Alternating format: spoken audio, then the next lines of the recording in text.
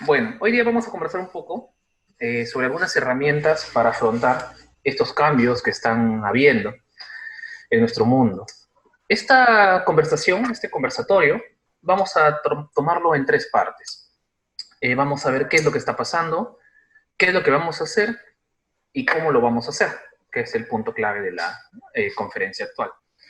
Bien, respecto a lo que está pasando, no hay mucho que decir. Simplemente tenemos que ser conscientes que el mundo nunca va a volver a ser igual. Lo que conocíamos ya cambió y eso va a ser para todos. No hay vuelta que darle, ¿no? Estamos ahorita en un momento muy crítico y en todo caso no aspiramos a retomar nuestros ritmos de vida convencionales. Sencillamente a buscar las estrategias para, bueno, para salir adelante y sacar adelante de nuestro país, ¿no? En medio de todo esto.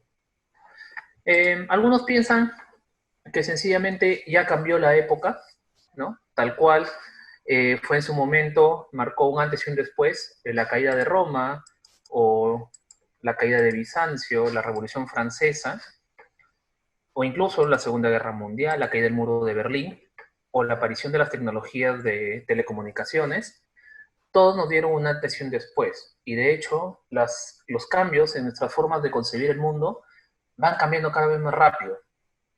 Y definitivamente esta pandemia nos ha puesto en claro una cosa. Estamos viviendo una guerra actualmente, ¿no? Está muriendo gente, quizás algunos no lo tomamos muy en serio aún, pero lamentablemente está muriendo gente, va a seguir muriendo gente, probablemente mucha más. Pero a pesar de todo eso, tenemos que saber sobrellevar y tenemos que salir adelante, tenemos que recuperar el tiempo perdido, ¿no? Asumir la crisis que estamos viviendo y bueno, ¿no? Ingeniarnos, ¿no? Ingeniarnos, reinventarnos eh, para todo lo que se viene. Se podría decir, y ya se ha dicho mucho en realidad, no avance esto, ya, que bueno, tenemos mucha gente que está librando ahora mismo la batalla contra la vida y la muerte, en lo que yo le llamo la primera fase, que es la contención, y quienes están en la trinchera, vamos a llamarlo así, son nuestros médicos, enfermeras, policías, incluso fuerzas armadas, personal de limpieza, etcétera. Ok, ellos nos van a ayudar a contener a este enemigo que es esta pandemia, esta muerte, esta destrucción. Sin embargo, aquí no va a acabar todo, porque una vez que se contenga la pandemia, vamos a tener una economía colapsada, una economía en crisis. Y lo que es cierto es que el tema del coronavirus tiene una tasa de mortalidad relativamente baja, ¿no? Pero una tasa de contagio alto. Morir de hambre, eso sí, es mortal al 100%, ¿no? Entonces, si paralizamos mucho tiempo esto, ¿no? Definitivamente vamos a tener muchas más muertes por hambre. Así que de todas maneras se nos viene una crisis fuerte. Y en esa crisis fuerte vamos a tener que asumir nuestra segunda etapa de nuestra campaña, que es un contraataque. ¿Y quiénes están llamados a llevar a cabo ese contraataque, encabezarlo? La caballería somos nosotros, los que estamos involucrados en el mundo de la construcción. Quizá va a sonar un poco pretencioso, quizá va a sonar un poco hasta romántico, pero si nos detenemos un poco a ver algunos ejemplos en la historia, en el pasado, vamos a ver que justamente han sido los planes masivos de construcción los que han usado los gobiernos para salir adelante y para sobrellevar las crisis. La Gran Depresión del 29, por ejemplo, vino de la mano con el New Deal de Franklin Roosevelt, presidente de los Estados Unidos, antes y durante la Segunda Guerra Mundial. Y dentro del los lineamientos del New Deal, que consistía en la reestructuración de los financiamientos, el aumento del gasto público, incluía la formación de una institución nacional que iba a proveer de trabajo masivo a personas que tuvieran un cierto grado de capacitación e involucrarlos en la construcción de mega infraestructuras, básicamente represas y trenes, ¿no? Y fue Estados Unidos uno de los primeros países en salir de la crisis económica del 29. De la misma manera, ¿cómo hacer para que un continente devastado por la guerra, estamos hablando de 30 millones de muertos solo en Europa, 35, 40 millones quizás. ¿Cómo hacer para sacar adelante a un continente completo?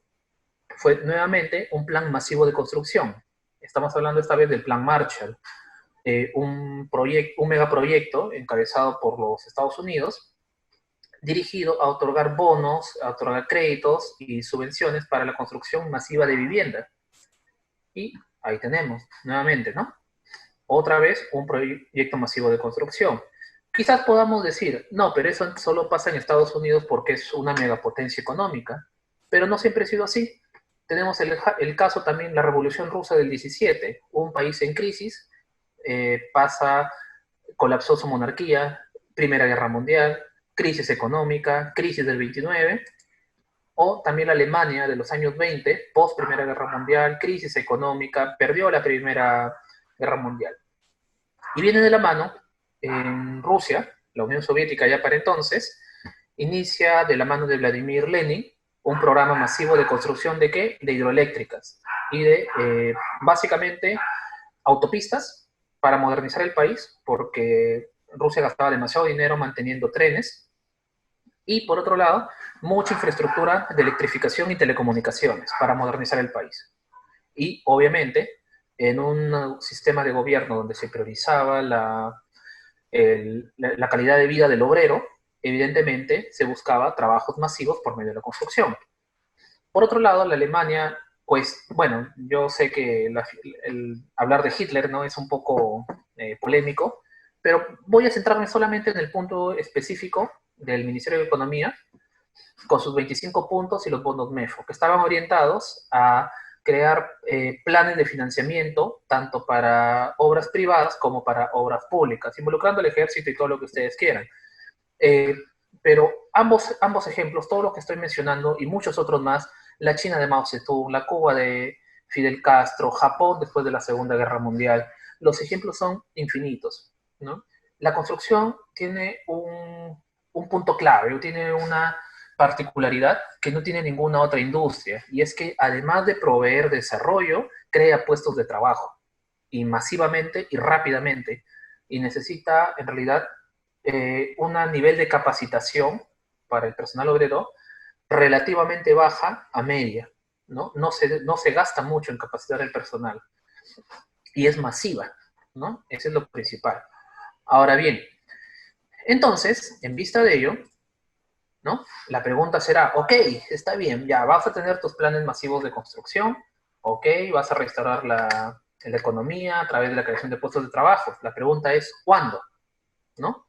¿Cuándo va a ser eso?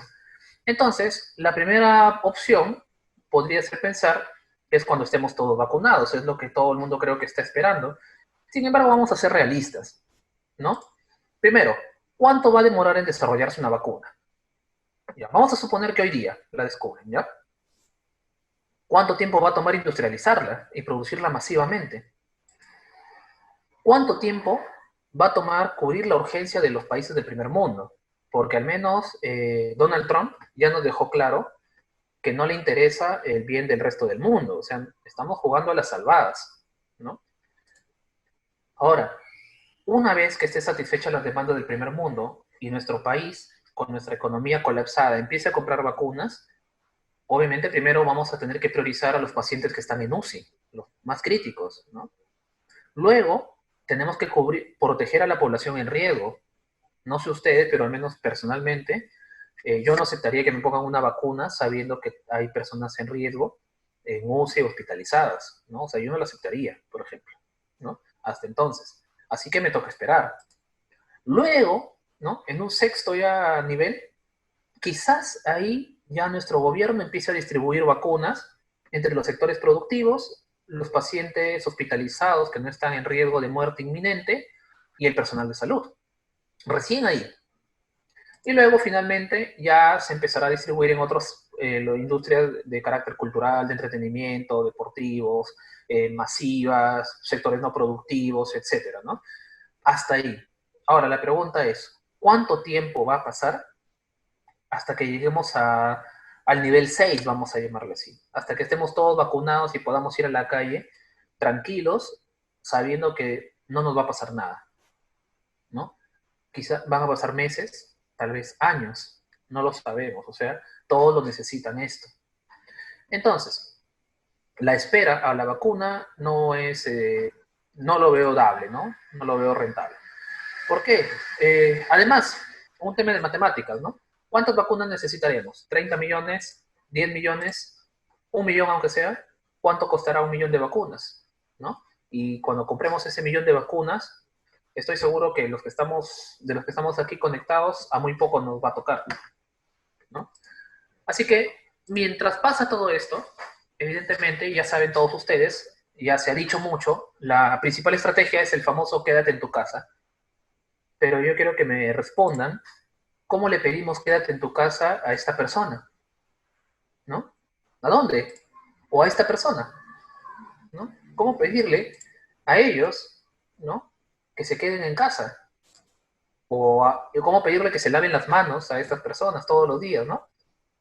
Entonces, si bien es cierto, el llamado a quedarte en tu casa y lavarte las manos todos los días con agua y jabón por 20 segundos, son medidas lógicas, lamentablemente no están al alcance de todas las personas. Y tenemos que reconocer que esa es una realidad que ha venido arraigando el Perú desde, no sé, 30, 40, 50, tal vez 100 años, ¿no? Esta pandemia lo único que está haciendo es exponer, sacar las costras y exponer la podredumbre que tiene nuestro sistema social, político, financiero, económico, legal, y mostrar todas las falencias en nuestra forma de vida. Y bueno, es tiempo de corregirlas. Y evidentemente no serán de inmediato. Pero bueno, aquí tenemos un pequeño problema. No nos podemos quedar en casa, ¿no? No podemos lavarnos las manos. Pero, por ello, es que el gobierno de turno, ¿no? Entre aciertos y errores, por ahí ha tenido, uno de los tantos aciertos, perdón, ha sido esta proyección. La vez pasada estuve en un webinar que promovió el Ministerio de Vivienda y se hablaba sobre la proyección de la construcción de viviendas de interés social, tipo techo propio, por ejemplo, y se mostraba una proyección de cuántas viviendas se construían normalmente al año. Y la proyección interesante es que para el año 2020 se proyectaba, ¿no? Bueno, se cree que todavía es posible la meta, se proyectaba la construcción de 100.000 viviendas, lo cual suena interesante, ¿no? Porque recuerden que la vivienda lo estamos manejando como una estrategia de protección social y como una estrategia de crear puestos de trabajo, independientemente de todos los refuerzos que se han hecho al programa Mi Vivienda, ¿no? Entonces, aquí tenemos una cifra clave. Si todo sale bien, vamos a estar construyendo viviendas masivamente en todo el Perú, ¿no? Y esto es solamente de este año, ¿no? Ahora, por otro lado, ¿no? Bueno, esta es la política de reactivación económica para el sector privado. Y para el sector público también, ¿no? Existe una proyección muy interesante. Se habla de una primera etapa de apenas se levante la cuarentena, de más de 9.000 millones de soles en proyectos de construcción. Imaginemos qué afortunados somos que el 10% de ese monto está destinado a la libertad, en un gran proyecto que es la remodelación del puerto de Salaberry, ¿no? Por más de 900, casi 950 millones de soles. Ahora, estos proyectos de construcción masivos indiscutiblemente van a generar un efecto rebote y van a producir que se hagan otros proyectos más y otros y otros y otros y otros más. Siempre que se gestionen bien, por supuesto. Entonces, sabemos que tenemos buena inversión en el ámbito público y para el sector privado, en el rubro de la construcción. Entonces, en resumen, este es nuestro plan de batalla, ¿no? Para afrontar la amenaza de la pandemia. Tenemos que, por un lado, construir muchas viviendas, porque van a ser nuestro refugio para esta y futuras pandemias, porque, por si acaso, no nos confiemos, el COVID nunca se va a ir, va a estar siempre ahí. Solo podemos contener y acostumbrarnos a vivir con el enemigo, ¿no? Construir muchas viviendas y, por otro lado, obras públicas masivas, ¿no? Y la historia nos ha demostrado que esto de las obras públicas y las viviendas sí son una buena forma de asumir estas crisis. Por supuesto, con el apoyo y colaboración de todos los demás sectores productivos, la industria pesada, la minería, la agricultura, el comercio, todos, por supuesto, todo tiene que trabajar y todo tiene que buscar sus protocolos. Sin embargo, tenemos un tema con la construcción. Hay muchos proyectos por hacer, bastantes, van a ver. Y cada uno de los proyectos tienen más cosas que hacer. Si es que acá en la conferencia tenemos conectados a consultores de obras, proyectistas o gerentes de proyectos, no me van a negar razón que cada vez los proyectos aumentan en complejidad. Cada vez hay más cosas que hacer en menos tiempo. Antiguamente, los proyectos de construcción eran arquitectura, estructuras, sanitarias y eléctricas, ¿no? Bueno, y el presupuesto, por supuesto, ¿no? Evidentemente. Pero ahora, además, ¿qué tenemos que añadir? Seguridad, señalización, electrónica, agua contra incendios, ¿no? ¿Y qué vendrá más adelante? ¿No? Incluso hasta los cronogramas, ¿no? De obra, que antes era solamente indicar qué día voy a gastar qué cosas, ¿no? Ahora además me piden indicar cuáles son los riesgos, marcar hitos, ¿no? Etcétera, etcétera, etcétera. Todas estas cosas añadidas, evidentemente, toman tiempo de hacer, está bien. Sin embargo, mientras que la cantidad de requisitos aumenta, el tiempo para desarrollarlo cada vez es menor, porque evidentemente necesitamos hacer muchas cosas. Y en un mundo tan industrializado como el nuestro, ya no podemos quedarnos a esperar. Peor todavía, con esto que se nos viene, ¿no? La idea de un contraataque es que sea rápido, ¿no? Que no demos tiempo de reaccionar al enemigo. Porque si vamos a retomar las estrategias um, de construcción, de la misma forma como lo hemos estado haciendo hasta ahora, estamos condenados a fracasar. ¿Y cómo lo hemos estado haciendo hasta ahora? Proyectos que demoraban 4 o 5 meses, ¿no? Expedientes con falencias que tenían que replantearse o tenían que reformularse. Obras de construcción, ¿no? Con falla tras falla, tras falla, tras falla, ¿no? En otro momento, en otra charla, conversamos un poco sobre la situación de la construcción en el Perú y mostré unos datos tomados de Capeco, donde se indicaba que el 17% del presupuesto de obras públicas para el Perú de años anteriores estaba relacionado con adicionales de obra. Y la mitad de ellos, es decir, el 8 o 9%, vinculados directamente con errores en el expediente técnico, ¿no? Es decir, casi 6 mil millones de soles se perdían al año porque los proyectos estaban mal elaborados, ¿no? Así de sencillo. Y eso hablamos en tiempos antes de pandemia. Vamos a ver ahora qué es lo que se viene, ¿no? Porque decir esto, que el contraataque, que la construcción y que los puestos de trabajo, suena bonito. Pero vamos a ver qué es lo que se viene también. Los peros. Y es que así eran las oficinas de construcción hace unos 50 años. Y así eran hace 3 meses. En conclusión, no habían cambiado mucho, ¿no? Si bien es cierto, se reemplazó el tablero por la computadora, se dijo que con los programas de computación se iban a reducir el número de dibujantes y todo lo demás, al final resultó no ser tan cierto, porque igual tenía una gran aglomeración de personas trabajando conmigo. Y este tipo de trabajo, este tipo de oficinas, en el mundo que se nos viene, ya no va a ser válido, ya no va a permitirse funcionar así, porque se vuelven focos de contaminación increíbles, ¿no?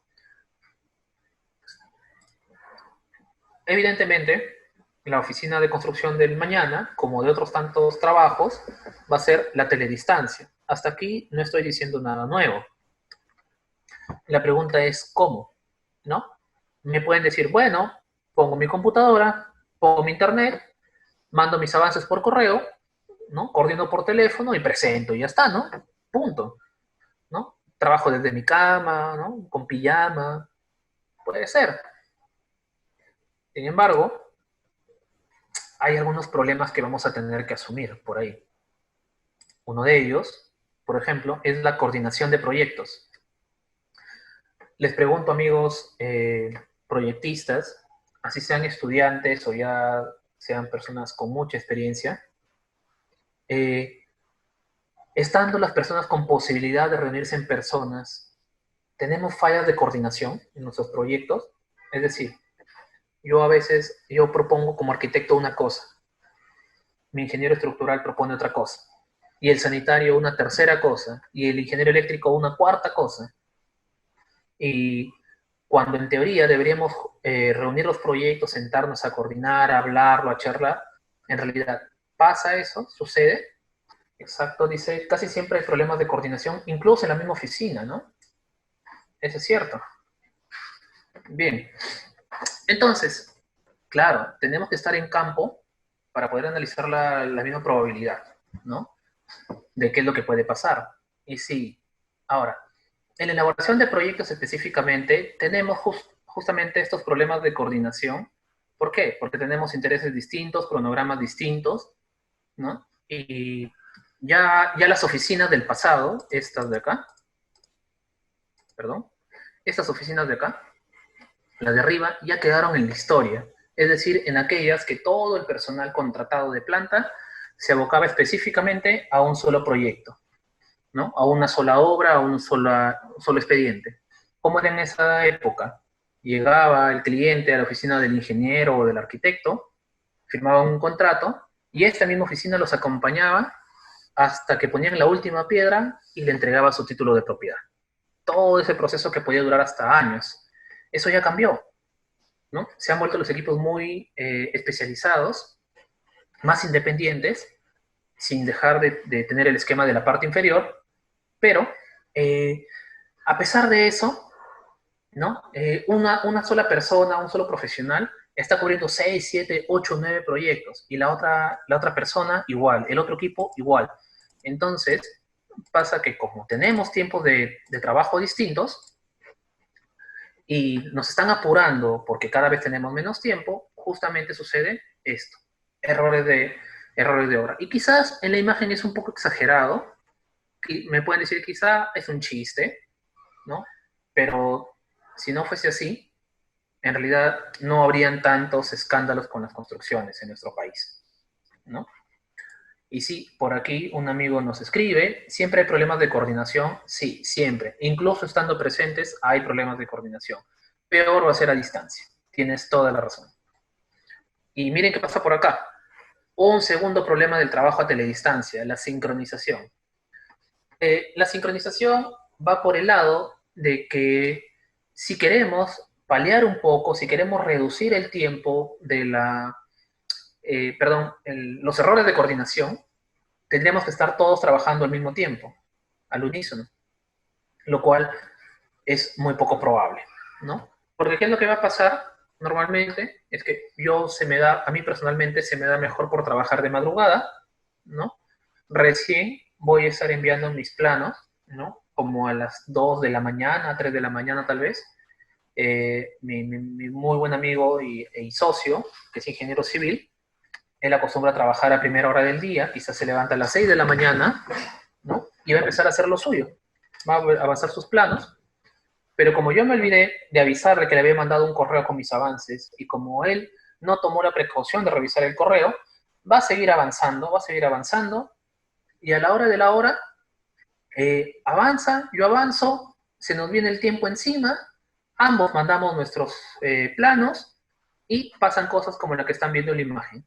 O sea, para que vean que en realidad sí se puede tener problemas garrafales en la construcción por un tema tan sencillo como la coordinación y la sincronización, ¿no? Ahora, por otro lado, los tiempos de espera. Ese es otro problema. Más adelante vamos a ver qué recomendaciones vamos a dar para todo esto, ¿no? Ahora, quiero que me digan ustedes, cuando han hecho trabajos grupales, ahora sí se aplica a cualquier ámbito, no solo de la construcción. ¿Cuánto tiempo han tenido que esperar a veces para que les envíen la parte del trabajo que tenían que enviar? ¿Cuánto han esperado para que le envíen el listado de insumos de la obra o los cronogramas ya listos? Amigos ingenieros, ¿cuánto tienen que esperar al arquitecto que les envíe el anteproyecto? ¿no? Montón. A veces, claro, a veces porque no son responsables, ¿no? A veces porque simplemente nos desbandamos en el tiempo o porque se crea un flujo de trabajo llamado cuello de botella, ¿no? Pero todo lo que estamos hablando se va a resumir en una sola palabra. De aquí lo vamos a ver. Una palabra clave. Por otro lado, también tenemos los cruces de información. Es decir, cuando estamos elaborando un proyecto y de varias especialidades, ¿no? Por ejemplo, yo soy arquitecto, me envían los planos el ingeniero civil, me envían los planos el ingeniero sanitario para coordinar y actualizar mi proyecto, mi área. Estoy viendo y de repente resulta que el plano del ingeniero civil que él da por sentado, que es su diseño definitivo, ya corregido, y el sanitario, que hace lo propio, al juntarlos con mi proyecto de arquitectura resulta que los tres son incompatibles mutuamente, ¿no? Y además mutuamente excluyentes. ¿Qué hago? ¿Cómo respondo? Ahora, se han demorado una vida en enviarme sus planos y ahora decirle de nuevo que uno de los dos tiene que cambiar. Uy, ahora ¿quién lo hace? El civil me va a decir, no, que lo cambie el estructural. El estructural me va a decir, perdón, el estructural me va a decir que lo cambie el sanitario. Y el sanitario me va a decir que lo cambie el estructural, ¿no? Y va a haber un, disculpando la jerga, un peloteo de un lado a otro y nunca vamos a avanzar. Y si eso fuese poco, y hablar de 4 problemas, tenemos un quinto problema, que son los canales de comunicación. La típica. Amigo mío, te mandé los planos por correo electrónico, ¿ya? Pero hay un enlace en un grupo de Facebook donde estamos coordinando todos. Pero para tener más comunicación vamos a hablar por un grupo de WhatsApp y cualquier cosa te llamo por teléfono.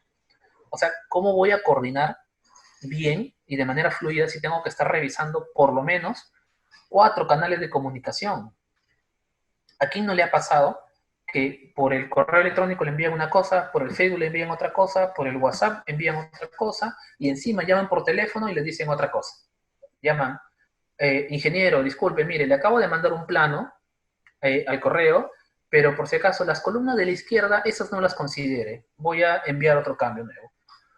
O sea, hay un cruce de cosas, de información, y no es culpa de la misma gente, es el sistema. Es el sistema, ¿no? Por ahí están dándole la clave, cerca. Ahora, con lo que está pasando y con la formación a distancia que vamos a tener, el trabajo a distancia, además de las redes de comunicaciones, también tenemos que sumarle otros canales de comunicación para sincronización, para estar en contacto directo, qué sé yo. O sea, son más programas que capacitarnos. Y eso sin contar los programas que de por sí ya utilizábamos. Ahora, quiero que miren la cantidad de iconos que tendrían que estar abiertos en su computadora al mismo tiempo para el trabajo a distancia que se nos viene post pandemia, ¿no? O sea, son 2, 3, 4, 6, 8, 10, 11, cuanto menos. 11 programas, es ridículo. Bueno, y más su música, por supuesto, ¿no? 12 programas, es ridículo pensar que en una computadora vamos a estar con todo eso trabajando al mismo tiempo, ¿no? Y lo peor de todo es que a veces inopinado me envían cambios, me mandan avances y no tengo ni la menor idea de cuál priorizo. Y finalmente, hay otra cosa más que es un problema, la descarga de archivos. Ah, por supuesto, faltan muchos más programas, solo es un ejemplo. Solo es un ejemplo. Y viene el otro tema más, la descarga de archivos, ¿no? Es decir, yo estoy feliz de la vida haciendo mi proyecto, hago mi diseño y de repente el archivo pesa 2 megas. Bueno, lo puedo mandar rápidamente. Eh, Pesa 20 megas, bueno, un poquito fastidioso, pero ya. Ahora, si mi archivo pesa 200 megas, 400 megas, que no es una cifra extraña en proyectos de construcción, ¿cómo lo subo? ¿No? A partir de los 20 megas ya me empieza a hacer problemas el servidor del correo electrónico. Tengo que recurrir a otros programas más, como Dropbox, el, el Web Transfers, ¿no? Del Google, etcétera, etcétera, ¿no? Algunos en gigas. Claro, entonces díganle a la otra persona que tiene que descargarlo de esa manera. Y estamos hablando ahora mismo de la mayoría de los que estamos conectados, por lo visto, hay varios que manejan tecnologías de programas de diseño y de comunicación. Pero ahora, díganle a las personas que revisan proyectos en las municipalidades, díganle a las personas que gerencian proyectos en empresas, o ya tienen 40, 50, 60 años, hablen que tienen que capacitarse ahorita mismo para utilizar software, para utilizar canales de comunicaciones, dígale, señor, mire, ¿sabe qué? Mi archivo es muy pesado, tiene que instalarse otro programa más para tenerlo actualizado. O sea, se genera toda una situación y lo peor de todo es que son tantos programas y tantas cosas que descargar que ya se vuelve un caos, sobre un caos. Pero no sé si a ustedes, a mí personalmente, me ha pasado que a veces pierdo más tiempo gestionando los archivos que me envían que diseñando propiamente dicho, ¿no? Se vuelve un dolor de cabeza, ¿no? Eh, por ahí comenta un colega, nos dice que tiene que estar la arquitectura aprobada antes de, y es cierto, tiene que, pero no implica que no vaya a cambiar, ¿no? No implica que no se vayan a modificar ubicaciones de tabiques, secciones de columnas, incluso me ha pasado tener que modificar la altura de un piso completo para insertarle instalaciones de mecánicas, ¿no? Que resultaron ser más grandes de lo que se predimensionó, y es parte de, ¿no? Por último, en obras públicas es muy frecuente completar las metas físicas y ver que se nos disparó el presupuesto de lo que se había previsto en el perfil. ¿Y qué corresponde? Regresar y actualizar las metas físicas bajo coordinación con la entidad, ¿no? En sí, es todo un mundo. Ahora, no les, no les quiero decir con esto que estoy justificando que los proyectos salen mal o están mal hechos por esta situación. No estoy justificando eso en absoluto, porque finalmente es responsabilidad de los profesionales a cargo hacer la revisión exhaustiva y pormenorizada de todos los elementos del proyecto. Todas las especialidades efectivamente tienen que estar coordinadas. Todos los elementos son igual de importantes. Si una especialidad no fuera importante, simplemente no se haría. Todo es importante y todo tiene que ser revisado. Pero la pregunta es ¿en qué tiempo? Ya nos tomamos un montón de tiempo haciéndolo, ahora de ese tiempo vamos a tener que sacrificar un buen porcentaje comunicándonos, subiendo archivos, bajando archivos, revisando que estén bien, que la versión que me han mandado no es la actual, que ese programa no lo conozco, que me han mandado en inglés, el tuyo está en 2020 y yo tengo el 2019, en fin, todo es un caos. Y sí, necesito mucho tiempo, pero tiempo es lo que no tenemos, porque en medio de toda esta batalla que vamos a tener contra la pandemia, si nos viene una avalancha de cosas por hacer y nadie nos debe esperar a sentarnos a revisar si la cota del plano está bien o está mal puesta.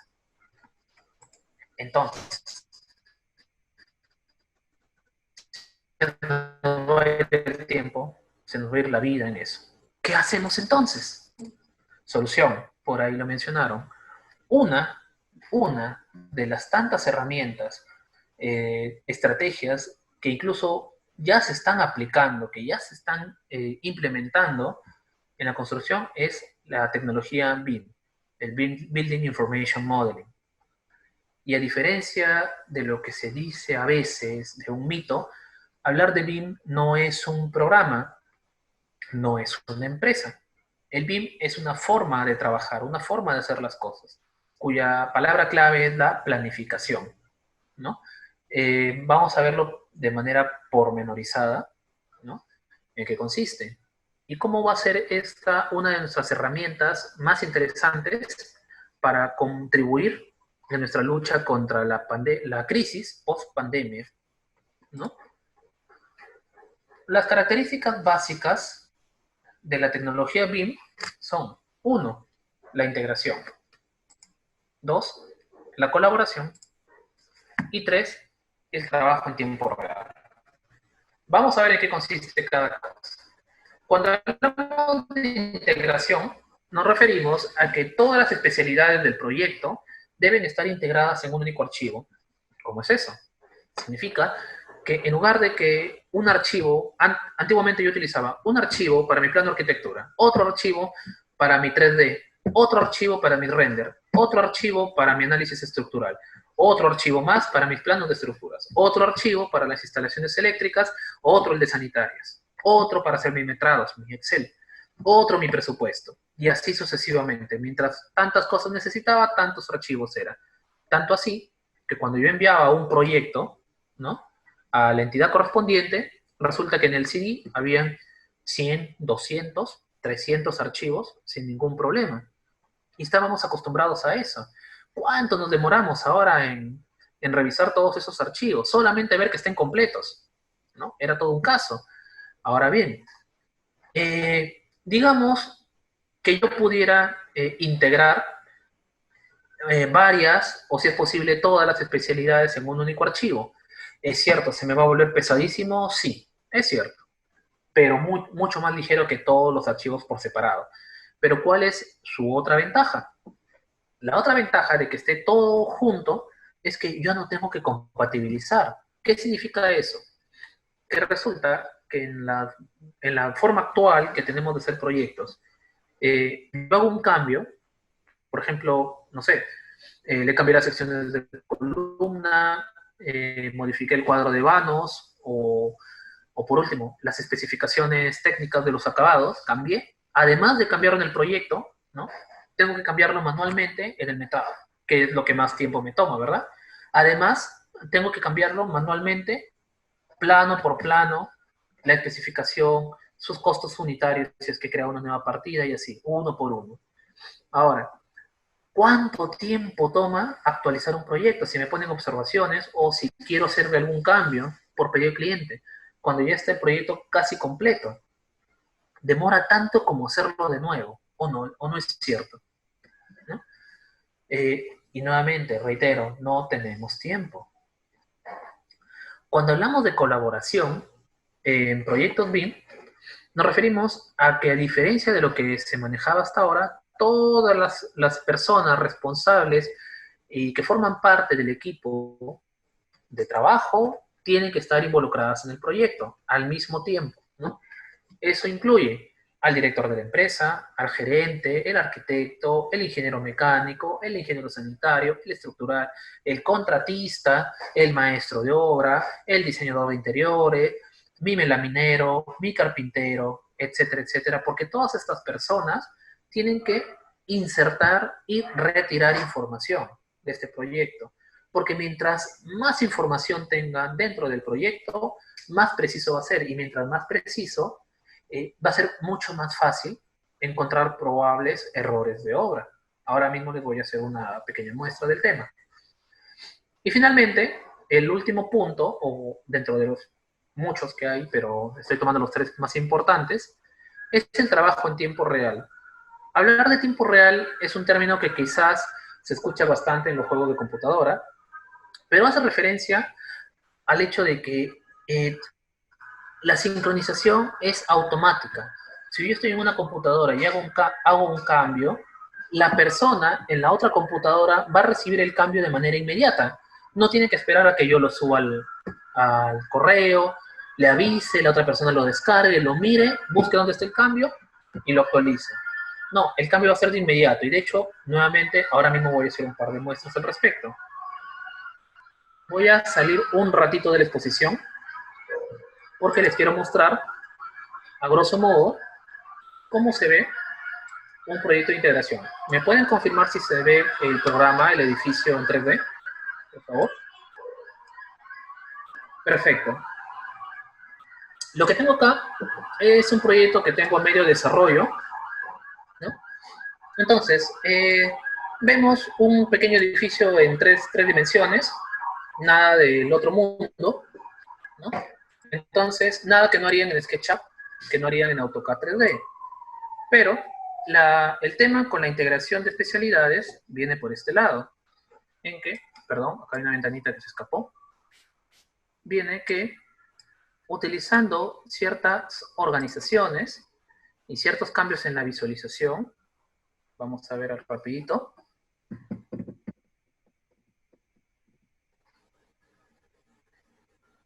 lo que quiero mostrarles ahora mismo, es cómo visualizar, por ejemplo, las instalaciones dentro del edificio, a fin de poder detectar colisiones, ¿no? Las colisiones les llamamos en obra a cuando tenemos una pobre coordinación entre las especialidades del proyecto y hay intersección entre elementos, ¿no? A ver, ahorita voy a lanzarlo con un poco menos, está un poquito pesado el archivo, tengo varios programas abiertos, justamente ese es el tema.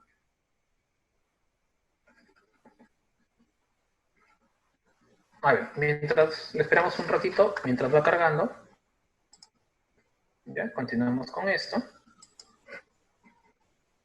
Deme un segundo. Bueno, el tema es el siguiente. Bueno, esto es justamente parte de lo que les quiero mostrar ahorita. Por ahora los tengo en imágenes nada más congelado.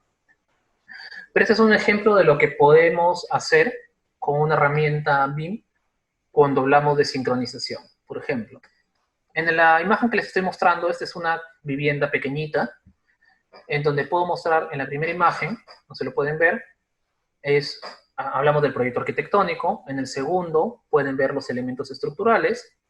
En el de abajo a la izquierda, los elementos de las instalaciones eléctricas y finalmente las instalaciones de agua y de desagüe.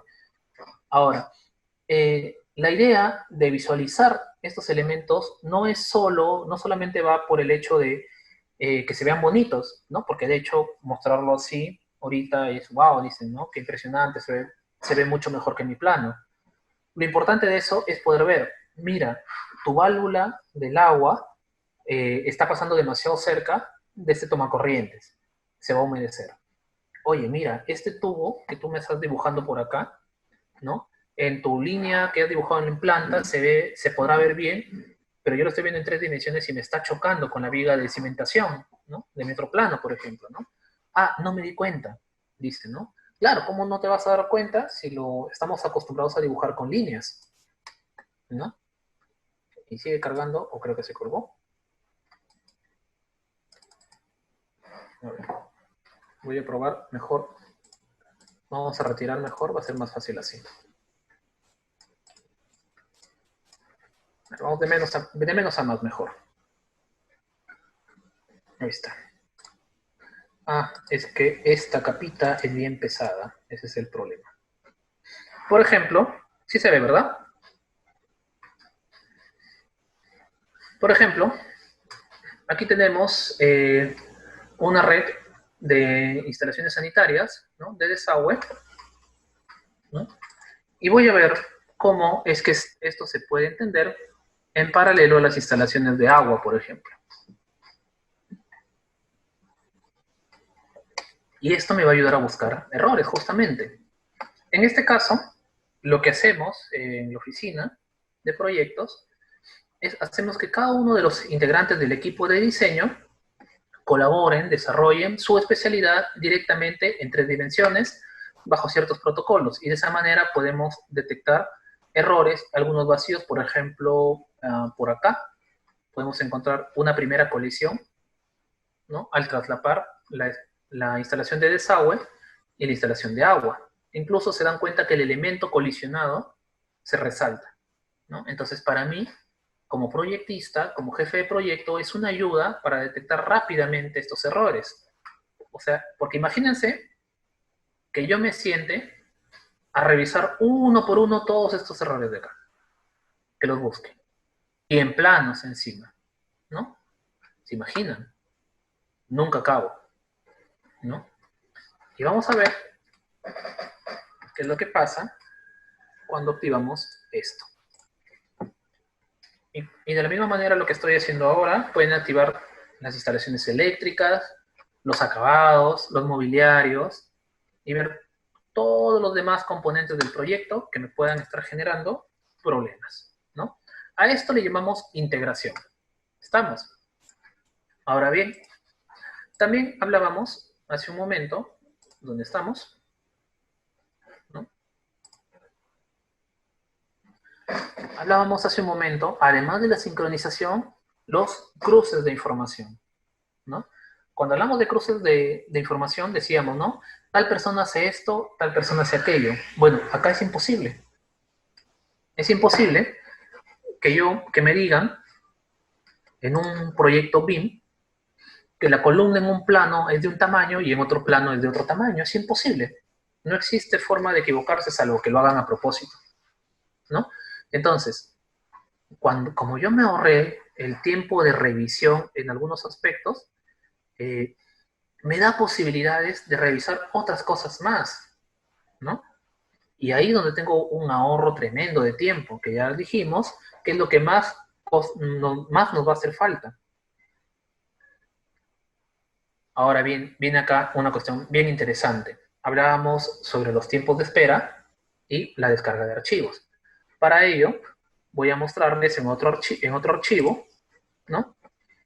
Una pequeña muestra de cómo podemos hacer un trabajo a teledistancia sin necesidad de estar descargando archivos. Por ejemplo, acá, si pueden ver la pantalla, me confirman por favor en blanco.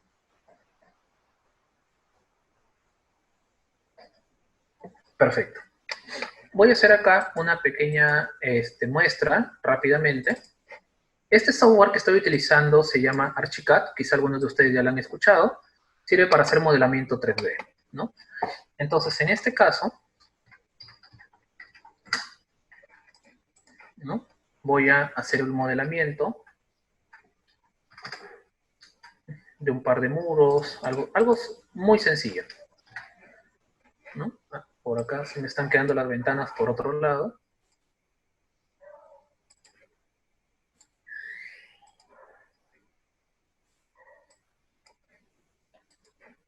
Necesito rapidito ponerlo todo en... Ya está. Ahora sí.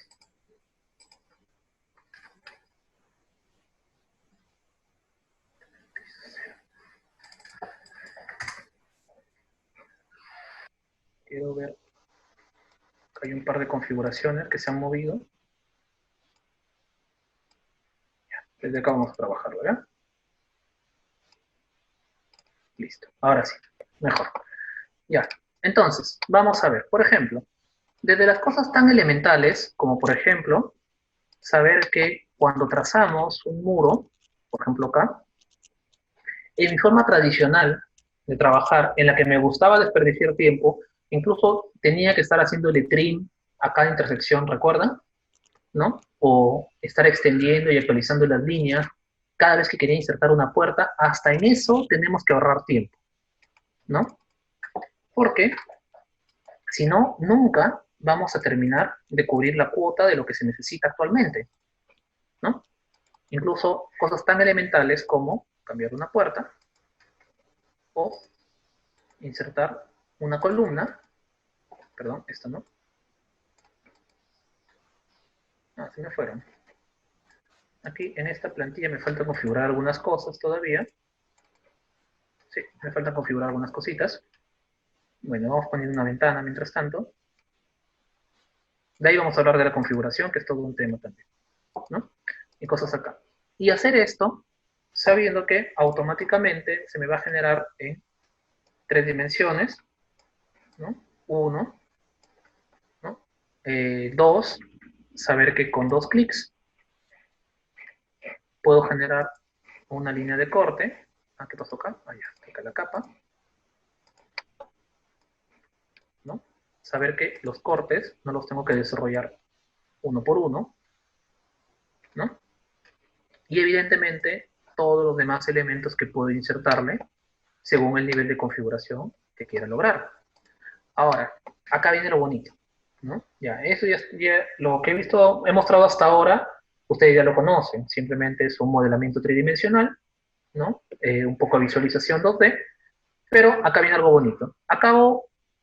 Es más, voy a borrarlo temporalmente esto, para mostrarles algo bien interesante.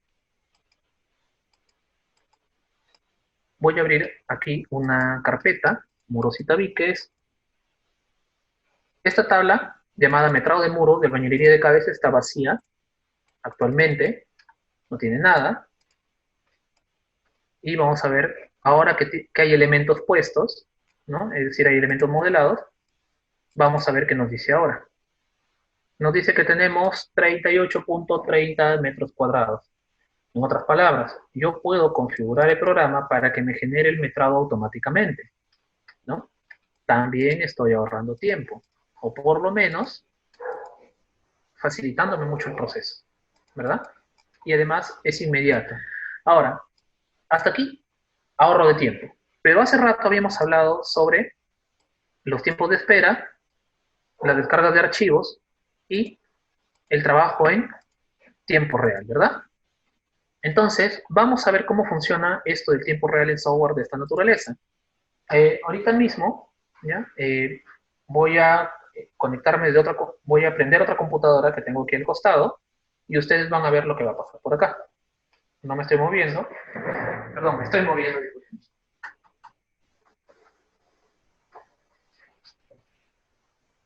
En el momento que prenda esto, abrir el programa, ya está. Voy a mostrar, ahorita, estoy desde otra máquina. A ver, estoy dibujando un par de rectángulos y voy a enviar cambios. Y acá, enviar y recibir cambios. Espera un ratito, el tiempo de espera, y por aquí, lo dibujé en el tercer piso, perdón. Ahora sí, enviar cambios. Y envío otros cambios más. Y resulta, ¿no?, que la persona que estaba trabajando en la otra computadora me acaba de poner muros encima del modelo que yo estaba haciendo hace un momento. O sea, se acaba de sincronizar. Evidentemente, a mí no me parece, lo quiero borrar, estoy presionando suprimir, no puedo, selecciono acá, quiero borrar, no me permite, simplemente no me permite, yo no puedo intervenir en una parte del modelo que yo no haya trabajado. Entonces, ¿qué debo hacer? Selecciono y presiono este botón de acá. Este es un ejemplo, por supuesto, llamado solicitar. Es decir, le estoy pidiendo a la persona que ha hecho ese modelado que me entregue los permisos para edición y trabajo de este elemento. Me apareció en la ventana por acá, solicitar. Acaba de llegarme un mensaje a la otra computadora. Voy a hacer el proceso inverso luego. Miren cómo está actualmente el muro. Y al presionar otorgar, cambia la visualización y ya me permite editar el modelo. Ya me permite cambiarlo, ¿no? Claro, faltaría cambiar estos de acá. Ahora, vamos a ver cómo se ve al revés. ¿Qué pasa cuando la otra persona quiere modificar, por ejemplo, la puerta? Estoy intentando borrarla, moverla desde este lado, simplemente no puedo. Así que voy a solicitarla. Y ahora, en la computadora que ustedes están viendo, perdón, ¿dónde estás? Acá estás.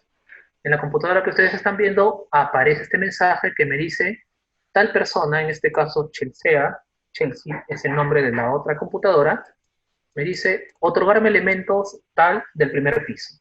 Digo, muéstrame cuáles elementos son estos elementos.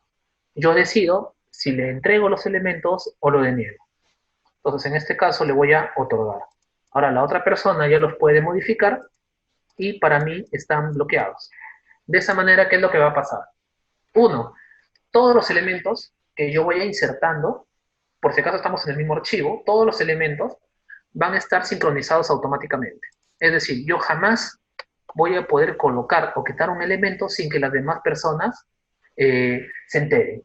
Y número dos, es imposible, ¿no?, que una persona edite parte de mi trabajo sin que yo lo sepa. ¿Qué significa esto? Si yo soy el estructural y yo estoy como responsable de la disposición de las secciones de las columnas, ¿no?, su área y lo demás, entonces nadie más me va a poder modificar eso, ni el arquitecto, ni el sanitario, ni el contratista, ¿no? Salvo que me pida, ¿no?, los permisos para edición de esos elementos. Ahora, hay algunas preguntas, por ejemplo, me dicen, Sobre el tema del diseño cuadrado, si es curvo, desarrollo en planta, amigo mío, todo se puede. El único límite es las ganas que le ponemos en hacer las cosas. No existe absolutamente ningún límite. De hecho, al final de la reunión, si gustan, les puedo mostrar algunos elementos que he creado en estos programas, que no son necesariamente de construcción, pero son atípicos, no son rectangulares. Dicen también por ahí que el método funciona cuando todos estamos en la misma oficina, o puede ser LAN. Sí, puede ser LAN, ¿no? Podemos trabajar a distancia. He tenido la experiencia de trabajar incluso con un conocido en México para hacer algunas pruebas y no hay ningún problema, ¿no? El único requisito es simplemente tener la banda de ancha adecuada, ¿no? Nada más. Me dice, ¿cómo puedo lograr el mismo objetivo cuando uno trabaja fuera de la oficina, está en obra y quiere actualizar el diseño en oficina? Desde una laptop puede hacerlo, ¿no? No hay ningún inconveniente, ¿no? A ver, después, dicen por acá, todos tendrían que estar modificando al mismo tiempo, todos, no necesariamente, pueden trabajarlo en el ritmo que ustedes crean conveniente. Sin embargo, el tema es que si, por ejemplo, yo soy arquitecto y tengo reservados todos los tabiques y alguien necesita moverlos, tienen que esperar que yo esté listo allí para otorgar los permisos, ¿no? Ese es el pequeño detalle, ¿no? No es indispensable que todos estén al mismo tiempo, pero sí es cierto que el archivo se está modificando al mismo tiempo para todos, ¿no?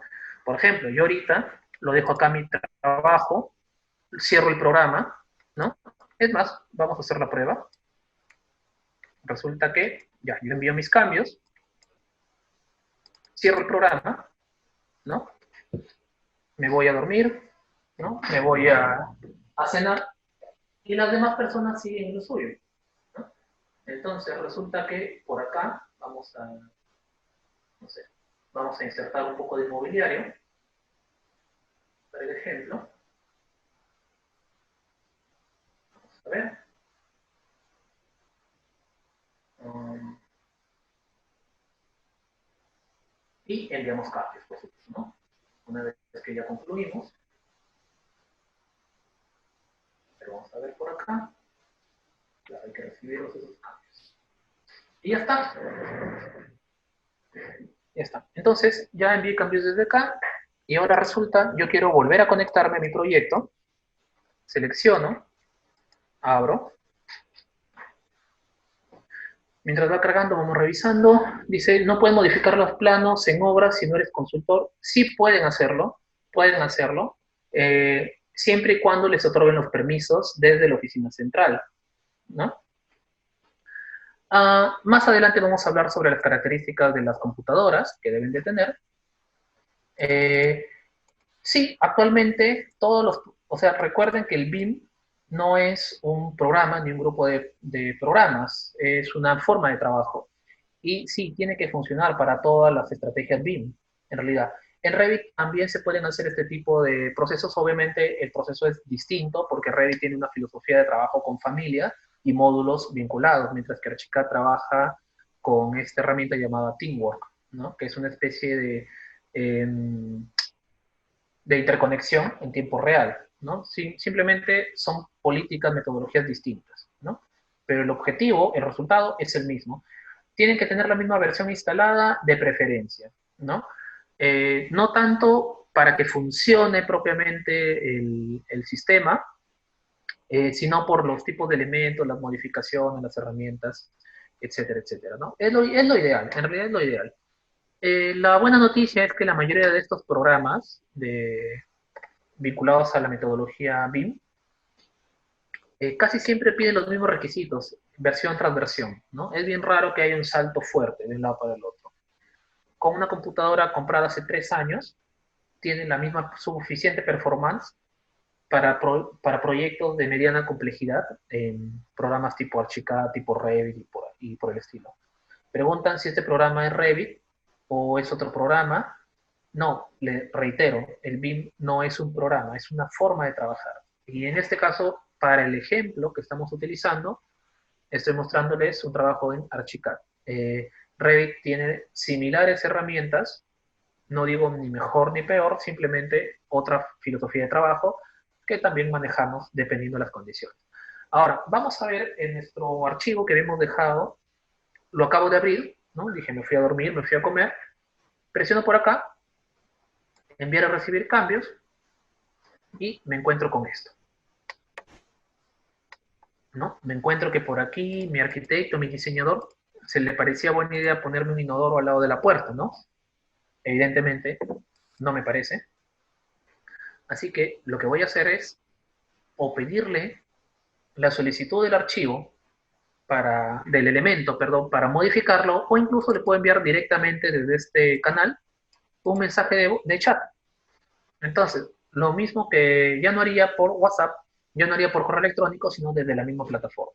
Entonces, ¿a qué estoy apuntando? ¿A qué se está apuntando con esto? Lo que estamos apuntando es que dentro de la misma plataforma desarrollamos, uno, todas las especialidades del proyecto, arquitectura, estructuras sanitarias, eléctricas.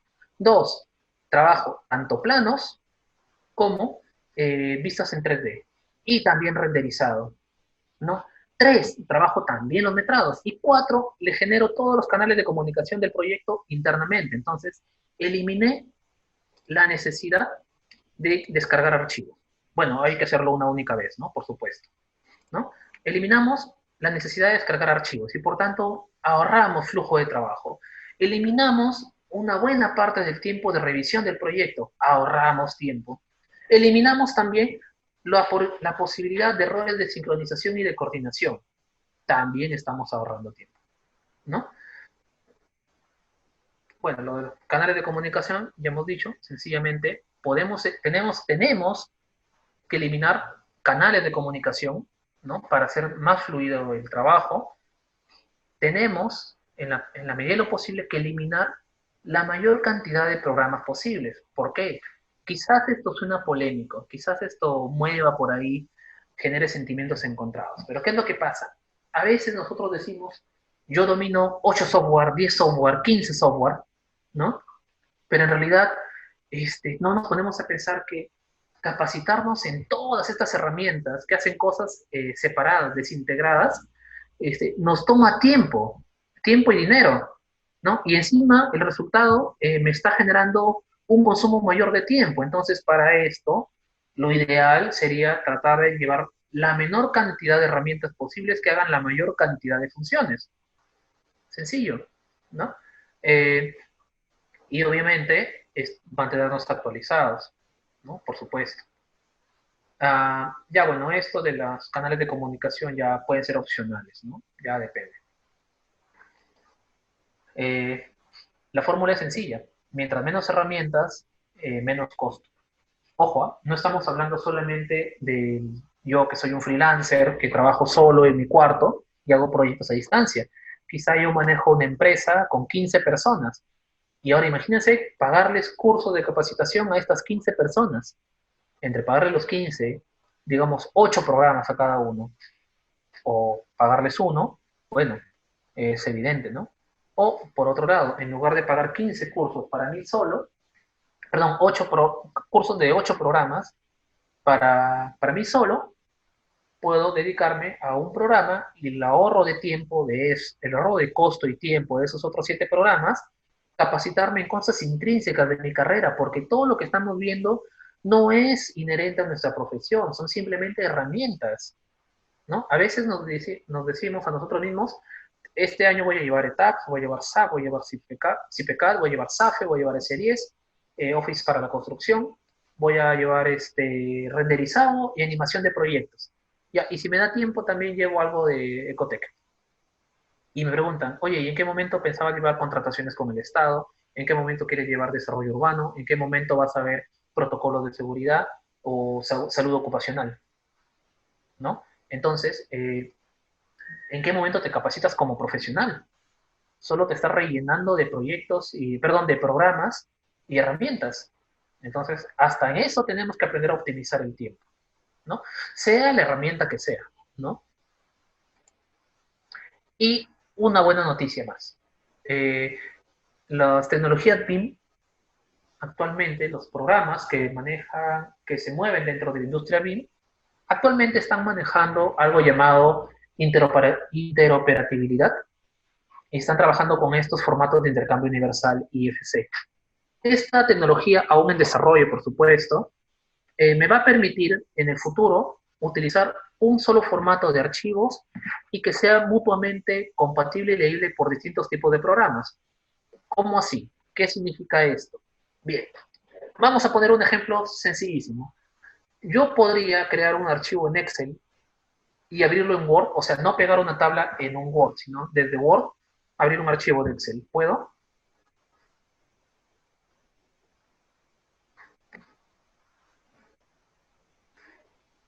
No. Dicen, no, no se puede, ¿verdad? No se puede. Ahora, en un ratito vamos a responder las preguntas, ¿ya? Que han pasado. No, claro, no se puede. O sea, simplemente no se puede porque son formatos distintos, están hechos para cosas distintas. Es como que yo pretenda abrir desde Photoshop, quiera abrir, no sé, un juego, ¿no? O sea, no tiene sentido. Bueno, lo que sí va a tener sentido para los casos de la metodología BIM es que sí vamos a poder intercambiar el mismo archivo para distintos programas, y no solo del ámbito 3D. Más adelante vamos a ver algunas herramientas que me están permitiendo trabajar de manera que, por ejemplo, yo puedo tener mi modelamiento tridimensional del casco construido, es decir, arquitectura, estructuras e instalaciones, y que esto, al exportarlo en este archivo IFC y abrirlo desde un programa de presupuesto tipo Delphi Express, me lo convierto automáticamente en entidades numéricas, es decir, en metrados. Y una vez hecho las modificaciones y haya procesado estos presupuestos o haya hecho cambios en las especificaciones, en el control numérico, en la tabla textual, al mandarlo de regreso, estos cambios de especificaciones se conviertan nuevamente en entidad 3D, ¿no? A eso estamos apuntando. Por supuesto que todavía tiene fallas, no está completo, es parte de, ¿no? Pero bueno, en todo caso ya sería bueno ir dándoles una mirada al asunto. Ahora, hay algunas formas, me salieron un poco malos efectos por aquí, perdonen. Hay algunas cosas que tenemos que tener en cuenta para la forma en cómo vamos a trabajar. Para empezar, eh, bueno, respecto a la coordinación, tenemos que tener en cuenta, por ahí lo dijeron un poco arriba, un poco más arriba, en el chat, que en efecto el trabajar con BIM tiene que tener en cuenta toda la estructura gerencial de la empresa, porque de nada me sirve que todos mis operativos, mis profesionales, mis técnicos, mis maestros de obra, mis diseñadores y todo lo demás, todo, no me sirve de nada que todos ellos manejen una metodología BIM si es que la alta gerencia no lo considera así. No sirve de nada. Entonces, les comento, ¿no? A veces, ¿qué pasa? Generamos todo el expediente dentro de los márgenes de la metodología BIM, sea en Archicad, sea en Revit, es lo de menos el programa. Generamos el expediente BIM, lo enviamos y el cliente nos pide que le exportemos los planos a AutoCAD, que le exportemos los metrados a Excel y que le pasemos el presupuesto a S10. Entonces, todo el potencial que tiene de revisión, de sincronización, se pierde, porque luego el cliente nos manda de regreso sus archivos de AutoCAD exportados, sus planos, uno por uno tenemos que estar buscando dónde están las observaciones, los cambios o las recomendaciones o consultas que tiene. Entonces se perdió toda la dinámica, ¿no? Entonces no sirve de nada si la gerencia no tiene esa visión de trabajo. Una cadena, dicen, es tan fuerte como su eslabón más débil. Por lo tanto, puede pasar lo contrario. En el primer comentario sobre esta imagen, decíamos que de nada nos sirve que toda nuestra empresa sean eh, altamente capacitados y especializados en tecnología BIM si el gerente no lo es. Y acá es al revés. De nada sirve toda una estructura de trabajo con implementación y capacitación BIM desde la alta gerencia hasta los recursos operativos, si es que por ahí tengo una pieza que no maneja la metodología. Porque finalmente el avance de mi proyecto va a ser tan rápido como la persona más lenta.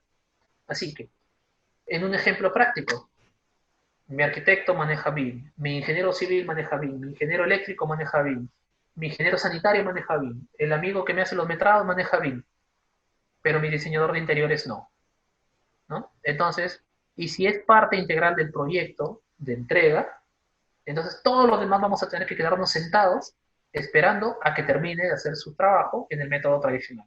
Y todo el ahorro de tiempo que tuvimos se pierde porque se creó un cuello de botella. Y me dirán, no, pero ¿por qué tiene que ver? Andan mandándolo. No, porque mientras que el diseñador de interiores no termine y no me termine de determinar los acabados, por ejemplo, que va a tener mi proyecto o el sistema de iluminación, ¿no? Mientras no termine eso, yo no puedo terminar mi metrado. Y sin mi metrado yo no puedo hacer mi costo unitario, mi presupuesto general, ¿no? Quizás estamos pensando tal vez en una casa, pero pensemos en un centro comercial, en una tienda de retail que maneja un concepto muy fuerte de interiorismo. Entonces me creó un cuello de botella y me arruinó todo mi esquema de trabajo, ¿no? Entonces es una de dos. En resumen, si quieren trabajar con BIM, o son todos o es ninguno. Además, el trabajo BIM me requiere mucho trabajo con formatos, con plantillas. Esto significa que tengo que tener muchas cosas preconfiguradas, ¿no? Para poder empezar a trabajar. Caso contrario, voy a tener una pérdida de tiempo increíble. Algo que sí, les voy a ser sinceros, para los que se animen a capacitarse en estos temas, es que probablemente sea un poco frustrante desarrollar el primer proyecto, porque van a demorar 4, 5, 6 veces más que hacerlo en un proyecto tradicional, además cuyo mecanismo ya conocen, y van a sentir que siempre faltan cosas por hacer. Pero no se preocupen, el segundo proyecto va a salir mucho más rápido y el tercero mucho más rápido y mucho mejor, se los garantizo. Dicen los especialistas que aquellas empresas que han cambiado del método tradicional a la forma de trabajo BIM han logrado un ahorro de tiempo de entre el 70 y el 80%. Dicen, en mi oficina particularmente el cambio lo hemos notado alrededor del 60-50%, que de todas maneras es un montón de tiempo. Significa que en el mismo tiempo pueden hacer el doble de cosas, ¿no? Ahora, ¿saben dónde es el plus? Cuando nos toca hacer revisión de proyectos o cambio de observaciones, porque en ese caso los cambios son inmediatos. No tengo que esperar a revisar cosa por cosa. Finalmente, el cuarto componente o requisito para trabajar dentro de la metodología BIM es la planificación. Y planificación significa 24/7/30, significa todo el tiempo tengo que estar planificando. Desde la alta gerencia hasta el último elemento de la pirámide, todos tenemos que estar acorde a un plan, a una estrategia general de trabajo. Todos tienen que saber cuál es su lugar, qué es lo que le corresponde hacer y cómo les corresponde hacer. Y evidentemente sentar plazos, metas. Me dirán, eso mismo yo lo puedo hacer en el método tradicional, también puedo planificar. Sí, por supuesto, también podemos planificar en el método tradicional. Entonces, ahora imagínate, si yo comparo un proyecto tradicional planificado y un proyecto BIM planificado, ¿no?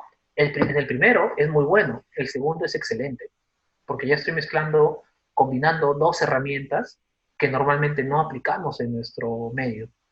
Hace poco, nuestro amigo de la institución Bejelsa, el ingeniero Juan Carlos, hizo una serie de charlas sobre la planificación.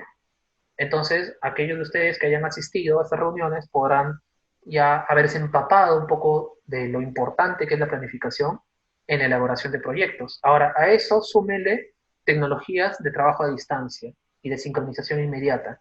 Van a potenciar aún más el desarrollo de estos proyectos que tanto necesitamos ahora mismo. Finalmente, aquí vamos a ver algunas herramientas, algunas herramientas dentro del entorno BIM. No significa que son las únicas. Quizás las más conocidas mundialmente son Archicad y Revit, ¿no? Se han hecho famosas por redes, por su envergadura de mercado, qué sé yo. Por ahí preguntaban cuál es mejor. Y definitivamente es en el que te sientas más cómodo trabajar, ¿no?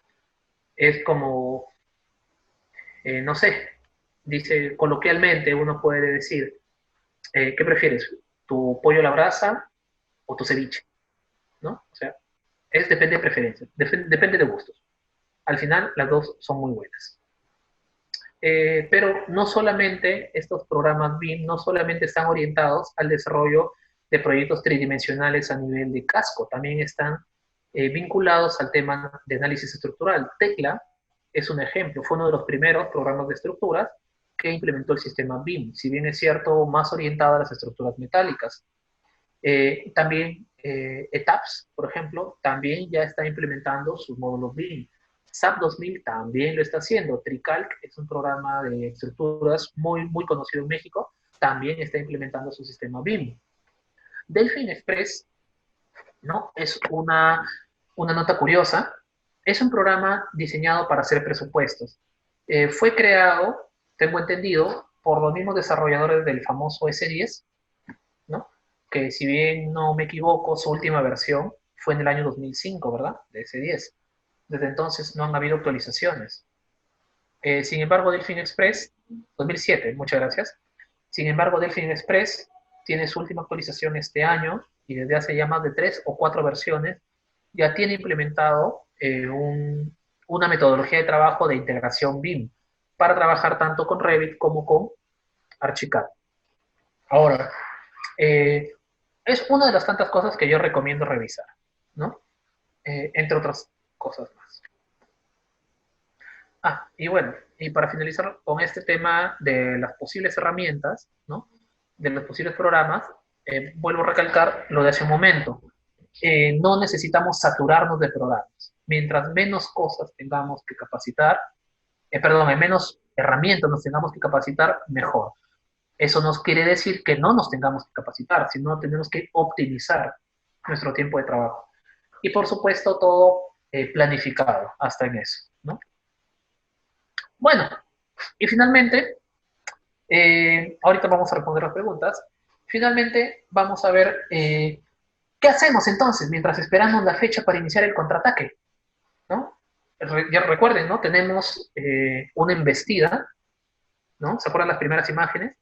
De toda esta pandemia, nuestro regimiento, vamos a llamarlo así, del Ministerio de Salud, están resistiendo los embistes, ¿no? Están conteniendo, ya están fatigados, ya están agotados, casi no tienen pertrechos ni municiones, tienen muchas bajas, ¿no?